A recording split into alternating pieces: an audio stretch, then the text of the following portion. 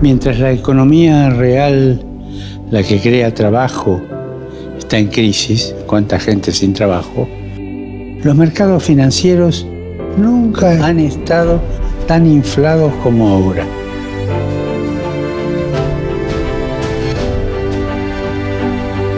Qué lejos está el mundo de las grandes finanzas de la vida de la mayoría de las personas.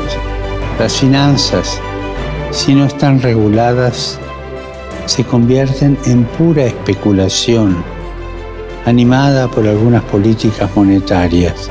Esta situación es insostenible, es peligrosa. Para evitar que los pobres vuelvan a pagar consecuencias, hay que regular estrictamente la especulación financiera. Especulación, quiero subrayar el término. Que las finanzas sean instrumentos de servicio, instrumentos para servir a la gente y cuidar la casa común.